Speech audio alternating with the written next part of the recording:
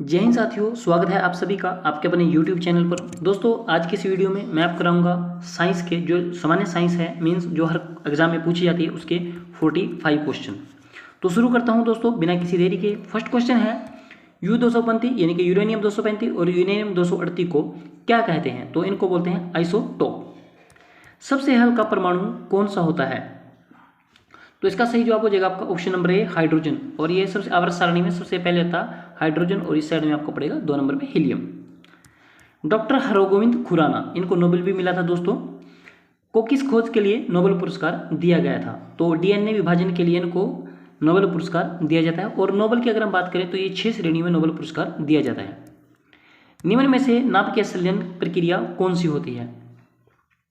तो जो आपका हाइड्रोजन बम है ये भी नाभिकीय संलयन पर काम करता है। और जो आपका सूर्य है, सूर्य में जो हाइड्रोजन और हीलियम है वो भी नाभिकीय संलयन पर काम करती है। एक चलती हुई वस्तु में कौन सी ऊर्जा होती है? तो गतिज ऊर्जा होगी, ये तो सामने ही पता लग रहा है इसका। सेंटीग्रेड व फारेनहाइट पैमाने का बराबर मान क्या है? वेरी इंपॉर्टेंट क्वेश्चन है, काफ़ी एग्जाम में देखने को मिला है। -40 डिग्री, और आपको वहाँ पे +40 भी मिलेगा, आपने -40 डिग्री टिक करना है। बल का आविष्कार किसने किया था? तो 7th का जो सही जवाब हो जाएगा न्यूटन ने परिभाषा दी थी। पेरिस्कोप का उपयोग किसके लिए किया जाता है? तो पनडुब्बी में जो है पेरिस्कोप यूज किया जाता है। घड़ी साज किस लेंस का प्रयोग करते हैं? तो जो है अवतल लेंस का प्रयोग करते हैं। क्यों करते हैं? क्योंकि घड़ी में बिल्कुल छोटी छोटी बारीक बारीक सुइयाँ या और बाकी इक्विपमेंट होते हैं, उनको देखने के लिए अवतल लेंस करते हैं ताकि जो छोटे छोटे पुर्जे हैं वो बड़े दिखाई दे सकें। सर्वाधिक ऊर्जा का स्रोत कौन सा है? सबसे ज़्यादा ऊर्जा किससे मिलती है? तो वसा यानी फैट से सबसे ज़्यादा ऊर्जा मिलती है। कार्बोहाइड्रेट से आपको तत्काल ऊर्जा मिलती है। विद्युत ऊर्जा को ध्वनि ऊर्जा में परिवर्तित करता है। तो लाउड स्पीकर है जो विद्युत ऊर्जा को ध्वनि ऊर्जा में परिवर्तित करता है। ट्रांसफार्मर का काम AC DC कन्वर्ट करने में है। क्षय रोग यानी कि टीबी का इलाज किस तकनीक के द्वारा संभव हुआ है? तो डॉट्स, इसकी तो ऐड भी आती है टेलीविजन पर अगर आपने देखी हो। निम्न में से चुंबकीय गुण वाली धातु कौन सी मानी गई है? तो तांबा चुंबकीय गुण है, लोहा, एल्युमिनियम, तो इन सभी में चुंबकीय गुण पाए जाते हैं। परमाणु सिद्धांत की खोज किसने की थी? तो जॉन डाल्टन ने परमाणु सिद्धांत की खोज की थी। थॉमस एडिसन ने बल्ब का आविष्कार किया था, आपको पता होगा। आइजैक न्यूटन ने 3 लॉ दिए थे, न्यूटन के 3 लॉ। जंगरोधी इस्पात किस प्रकार का है? तो ये मिश्रण है, एक मिश्रण होता है कि यौगिक होता है, तो ये मिश्रण है जंगरोधी। ठीक है दोस्तों, अगर आप हमारे चैनल पर नए हैं तो प्लीज़ चैनल को सब्सक्राइब करें, वीडियो को लाइक करें और कमेंट करके जरूर बताएं कि आपको जो है हमारा वीडियो जो है कैसा लगा। ठीक है साथियों, ताकि हमें भी मोटिवेट मिलता रहे। नेक्स्ट सेट है हमारा 11 नंबर सेट। निम्न में कौन सा एक कीट उत्पाद नहीं है? तो रेशम है, लाख, शहद, केसर। तो आपको पता है दोस्तों, केसर जो है फूल को जो पौधा होता है इसका वहाँ पर लगती है, जबकि रेशम भी कीट द्वारा, लाख और शहद भी मधुमक्खी द्वारा बनाया जाता है।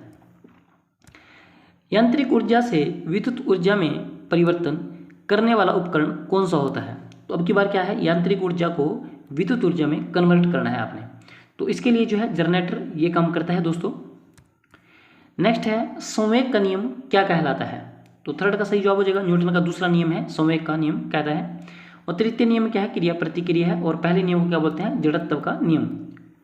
ठीक है साथियों, अश्रव्य ध्वनि की आवृत्ति कितनी होती है? तो ये होती है 20 हर्ट्ज से कम अश्रव्य। प्रश्रव्य कितना होता है दोस्तों? 20 से 20,000 तक जो मनुष्य सुन सकता है। प्रोटीन सर्वाधिक किस में पाया जाता है? तो सोयाबीन में सबसे ज़्यादा प्रोटीन पाया जाता है। हाइड्रोफोबिया बीमारी का दूसरा नाम क्या है? तो हैजा इसका दूसरा नाम है। नेक्स्ट है मलेरिया बीमारी किसके द्वारा फैलती है? तो ये मादा एनाफिलीज मच्छर द्वारा फैलती है मलेरिया की बीमारी। न्यूट्रॉन पर आवेश कैसा होता है? तो उदासीन होता है न्यूट्रॉन। अगर हम इलेक्ट्रॉन की बात करें तो उस पर ऋणात्मक होता है, और प्रोटॉन पे पॉजिटिव यानी कि धनात्मक आवेश होता है, और न्यूट्रॉन पे उदासीन यानी कि कोई आवेश नहीं होता। प्रोटॉन पर आवेश कैसा होता है? तो धनात्मक आवेश होता है। मानव मूत्र में कौन सा अम्ल पाया जाता है? तो यूरिक अम्ल पाया जाता है मानव मूत्र में। लैक्टिक अम्ल दूध से दही को कन्वर्ट करता है। सिट्रिक अम्ल खट्टे फलों में पाया जाता है दोस्तों। सौरमंडल का सबसे ठंडा ग्रह कौन सा है? तो इसका जो सही जवाब हो जाएगा नेपच्यून सबसे ठंडा ग्रह है, क्योंकि ये बहुत दूरी पे है और दूरी पे होने के कारण वहाँ पे सूर्य का प्रकाश प्रॉपर तरीके से नहीं पहुँच सकता, इसलिए बहुत ठंडा है। प्रकाश संश्लेषण किस क्रिया में पौधे कौन सी गैस छोड़ते हैं? तो O2 यानी कि ऑक्सीजन ये छोड़ते हैं और CO2 ये ग्रहण करते हैं। तो सही जवाब हो जाएगा ऑप्शन नंबर ए। हीरा और ग्रेफाइट कार्बन के क्या हैं? तो ये दोनों ही अपरूप हैं कार्बन के। सुनार यंत्र में कौन सी तरंगें उपयोग होती हैं? तो इसमें प्रस्रव्य तरंगें जो हैं आपकी सुनार यंत्र में यूज होती हैं। अल्कोहल तैयार करने के लिए कौन सी तकनीक अपनाई जाती है? तो वाष्पीकरण, संघनन, खमीर या फिर ये सभी। तो ये सभी तकनीकें जो हैं अपनाई जाती हैं दोस्तों इसके लिए, अल्कोहल यानी कि दारू बनाने के लिए। और आज का हमारा लास्ट सेट है दोस्तों, सेट नंबर 12।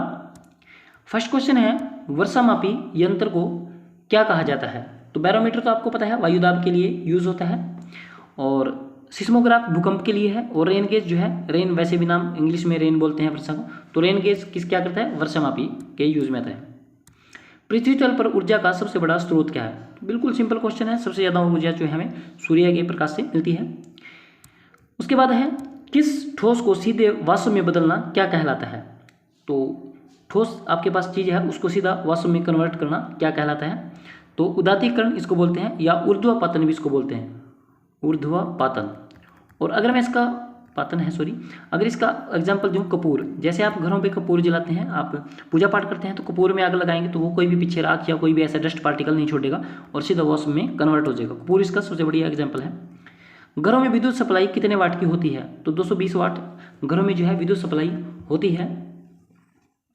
नेक्स्ट है, एक स्वस्थ मनुष्य का रक्तचाप यानी कि बीपी जो होता है, बीपी की समस्या आजकल सभी को है, तो बीपी कितना होता है ये आपसे क्वेश्चन पूछा है दोस्तों। अगर आप हमारे चैनल पर नए हैं तो वीडियो को लाइक करें, कमेंट करें प्लीज़, और चैनल को सब्सक्राइब करें और जरूर बताएं कि आपको वीडियो कैसा लगा। तो इसका सही जवाब हो जाएगा 120 से 80 मिलीमीटर, यानी कि ये बिल्कुल आएगा आपके एग्जाम में। किस धातु को तार में बदलने का गुण क्या कहलाता है? कोई धातु है उसको अपने तार में बदलना है, तो ये है तन्यता। और सबसे ज़्यादा तन्यता किसकी होती है? गोल्ड की होती है, यानी कि सोने की तन्यता सबसे ज़्यादा होती है। 1 ग्राम सोने से आप लगभग 2 किलोमीटर लंबी तार खींच सकते हैं। अगर मैं आघात वर्धनता की बात करूं तो इसको द्वारा हम जो धातु है कोई भी उसको पीट कर चादर बना सकते हैं, और इसमें क्या होगा? तार बनाएंगे। ठीक है दोस्तों, तन्यता में दाब बढ़ने पर पदार्थ के क्वथनांक पर क्या प्रभाव पड़ेगा? तो दाब बढ़ाएंगे तो क्वथनांक भी बढ़ेगा दोस्तों। वायुमंडल की सर्वाधिक भारी गैस की यहाँ पर इन्होंने बात की है, तो CO2 यानी कि कार्बन डाइऑक्साइड सबसे भारी गैस है। हाइड्रोजन H है, ऑक्सीजन O2 लिखते हैं दोस्तों, और आर्गन को AR लिखते हैं। DNA कहाँ उपस्थित होता है? तो DNA आपको केंद्रक में मिलेगा मनुष्य के शरीर के। घरों में विद्युत प्रवाह किससे मापी जाती है? तो ये आप देखो, ट्रांसफर क्या करता है? ट्रांसफर AC DC कन्वर्ट करता है, तो इसका सही जवाब हो जाएगा एमीटर, ये इसके द्वारा मापी जाती है। इलेक्ट्रॉन पर आवेश कौन सा होता है? पीछे भी मैंने बताया था, तो इस पे इलेक्ट्रॉन पे ऋणात्मक आवेश होता है। पोटासियम क्लोराइड का फार्मूला क्या होता है? तो KCl फार्मूला होता है। उसके बाद डॉपलर प्रभाव किससे संबंधित है? तो डॉपलर प्रभाव आपका ध्वनि के वेग से संबंधित है दोस्तों। वायु दाब बैरोमीटर द्वारा मापा जाता है। तापमान टेम्परेचर थर्मामीटर द्वारा मापा जाता है दोस्तों। बिना वायु के श्वसन को क्या कहा जाता है? बिना वायु के श्वसन को क्या कहा गया है? 10वीं क्लास का क्वेश्चन है दोस्तों ये। इसको बोलता है अवायुवीय श्वसन। आज का हमारा लास्ट क्वेश्चन है दोस्तों, मानव शरीर की सबसे कठोर हड्डी कौन सी होती है? तो आपको पता होगा एनिमल किसको बोलते हैं? जबड़े की हड्डी जो है सबसे कठोर होती है दोस्तों, ये बात आपने याद रखनी है। तो ये कुछ इंपॉर्टेंट क्वेश्चन थे, 45 क्वेश्चन मैंने कराए दोस्तों। मिलता हूँ नेक्स्ट वीडियो में, तब तक के लिए जय हिंद साथियों।